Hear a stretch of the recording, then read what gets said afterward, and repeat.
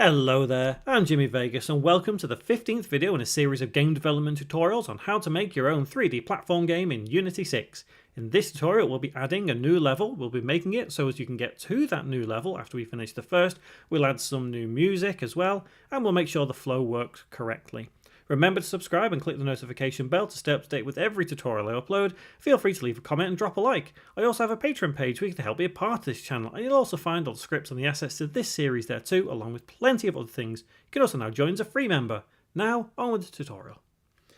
So obviously, games have levels. This style of game has plenty of levels, so we need to create a new one. And the great thing is, because we already have one level set out, we can use that as the base for the next level. So if we go to our scenes, go to level 1, hold Control, press D, duplicate it and change it to say level 2. Cool, we've got our second level. It's not as simple as that though. Let's go into our level itself and let's change a couple of things in this level now so as we can quite clearly distinguish between the first level and the second level so we know that our flow works correctly. Let's go to Window, let's go to Rendering and Lighting, Environment, and let's firstly change the skybox so at least we know it's going to look different. So we'll go with that purple one. That's fine. Next thing I'm going to do is I'm going to import some more background music. So I'm going to drag and drop this. And as always, you can go to the pinned comment and download this completely free and it's yours to do whatever you want with. You don't have to use this in your game if you don't want to, but it's there for you if you do. So let's go to, if I can find it, the level controls, audio, and let's go to BGM. And I'm going to rename this to BGM 2. And I'm then going to drag and drop BGM 2 onto there. So we now have a different audio sound, a different soundtrack to our level. But we'll see that when we get round to playing it. Anyway, what do we need to do here? Well, firstly, let's actually make the level look a bit different. So let's go down to the level itself. And I'm going to take just a couple of minutes to move some things around so it does indeed look like a whole new level. Because if we don't, it's going to look a bit strange. So let's take that to there. Let's bring some of these other prefabs and make it a big area. Something like that, I guess. Let's rotate this by 90 degrees. You know, just make your level look however you want it to.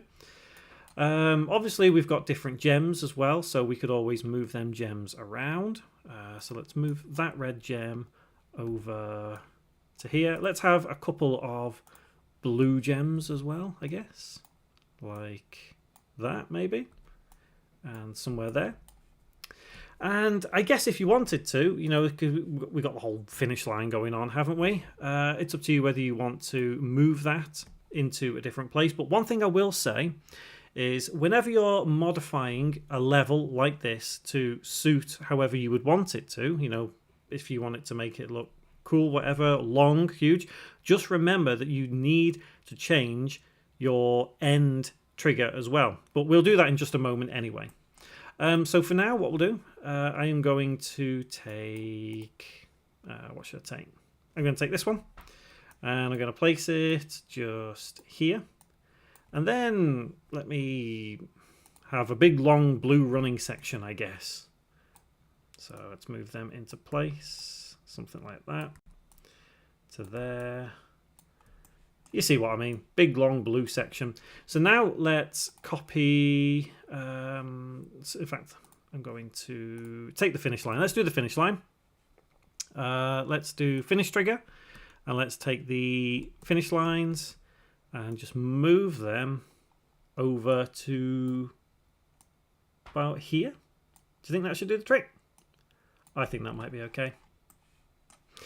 And it's let's make the finish a bit smaller. So let's decrease the size of it by getting rid of that finish trigger, and let's decrease this by 1. So we need to change that. So 2.5, and then just shift it into position about there.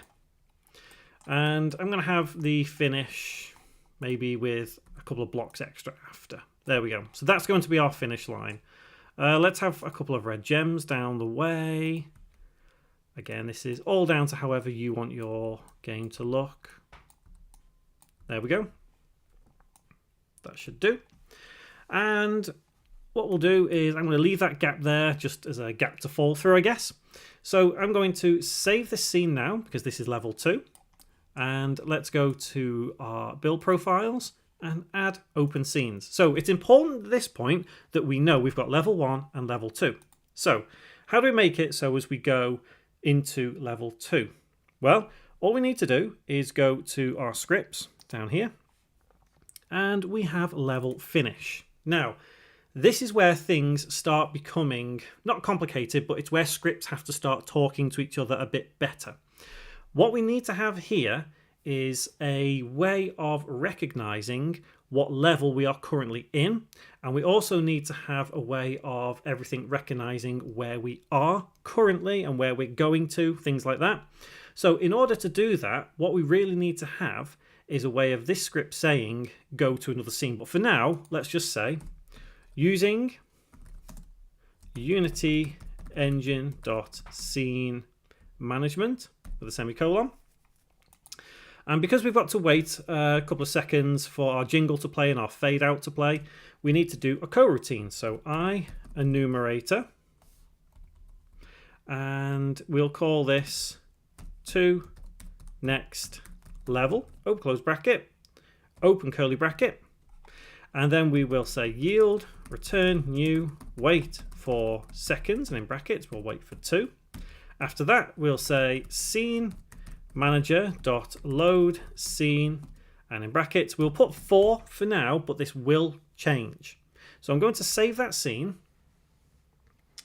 and let's just make sure that it will work.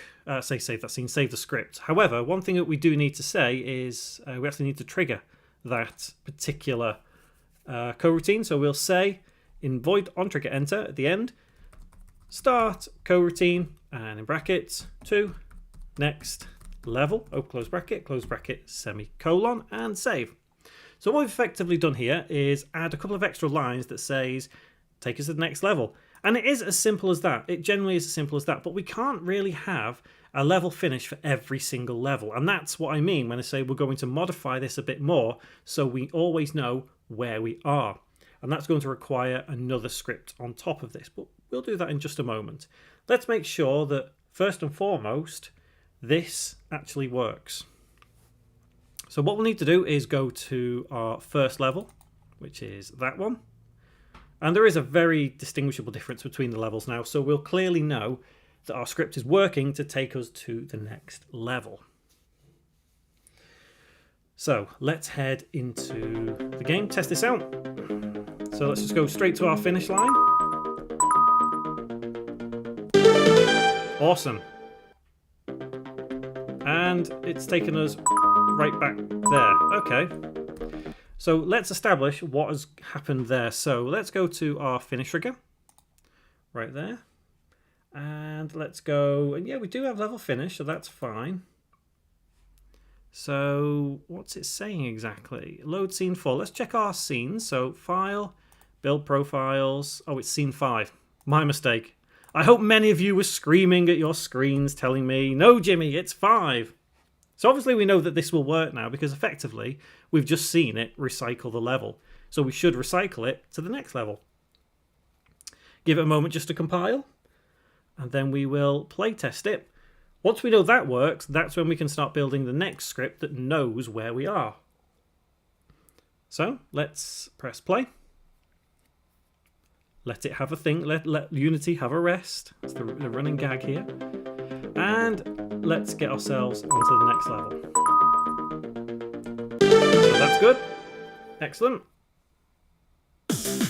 There we go. And now we're in the second level. Cool music, I think. And there we go. We can finish that level now, but it will just take us back to it. But that's fine. That's absolutely fine. So what are we going to do now? Well, we need to create a script that knows where we are. So let's have a new script created. And let's call this level maintain. And in here now, if we open it up, we're going to create a variable. And that variable is going to be just a single number. And this is going to be important. Right, so I'm going to get rid of...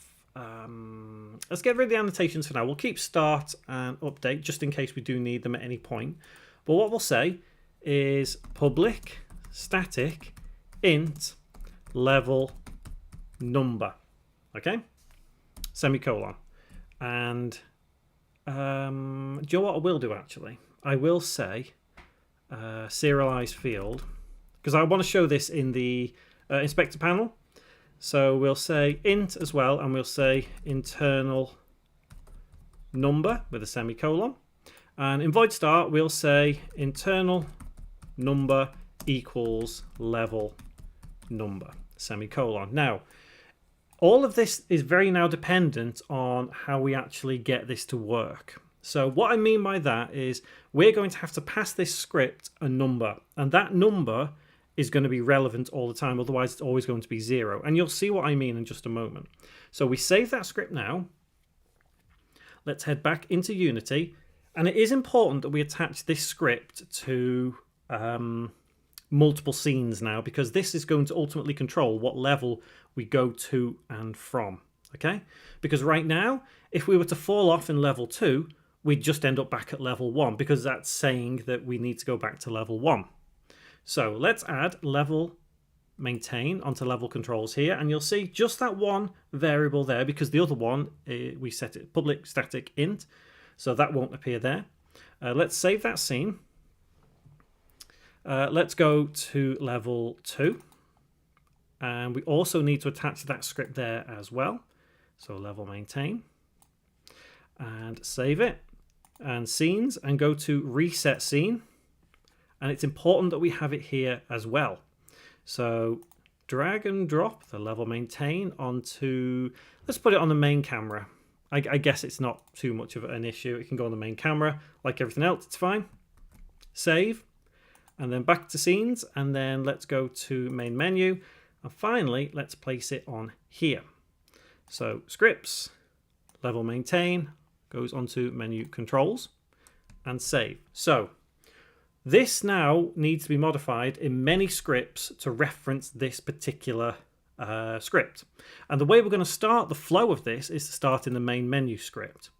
When we press our button, it's going to take us to scene 4. And that's fine because we start the game from scratch. However, we do need to also tell that script that we're going to scene 4. So in the start game, right, just before we start the coroutine, we need to say, if I actually get it right, there we are, level maintain dot level number equals 4 semicolon. So what that means now is when we save that, when we press the play button, it will take us to the scene number 4, and that's obviously level 1. So this script then knows that we always need to go to number 4. So if we head back into Unity, give it a moment just to compile as always, we'll need to then modify other scripts in other scenes to make sure that they reference that particular variable. So this one is fine for now. That's all good. So let's go to level 1. Now, the important thing here is that when we start, we know that we're in number 4. So when we finish, we need to up that by 1. So that means going to the level finish and going to the finish trigger, going into level finish script. And when we say we're going to the next level, we then have to say, well, before we load the scene, we need to say level maintain dot level number plus equals 1 semicolon. And where we've got load scene here, we need to say level maintain dot level number. So what's happening is when we're coming into this game, or this level, I should say, we know that we're in scene 4.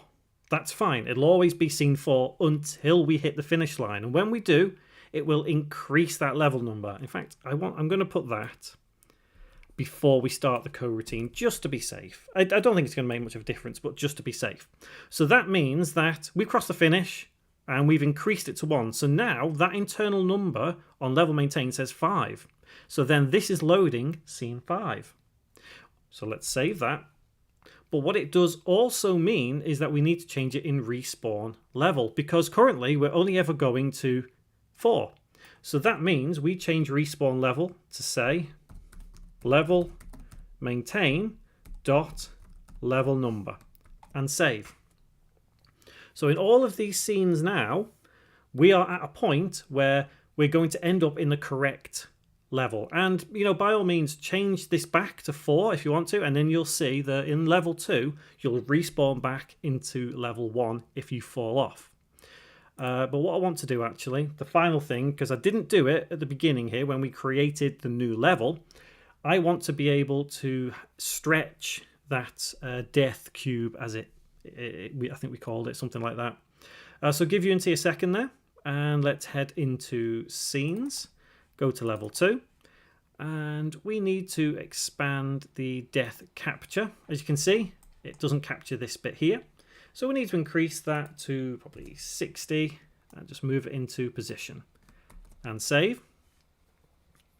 Now, if we press play, things are not going to go as you would expect right now. So I want to quickly illustrate to you how important it is knowing the flow of where you need to start. Because if we press play, we'll go into the level.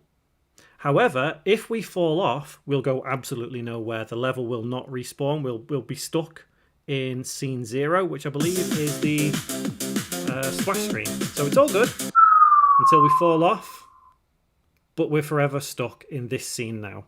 Because currently, if you remember, whenever we fall off and respawn, it takes us to whatever scene is in that level maintain. And level maintain by default is 0.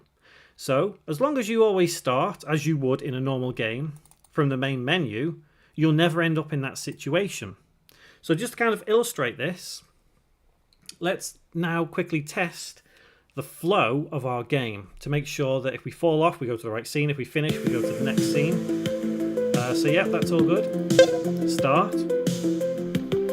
And we should be able to, yeah, fine, fall off.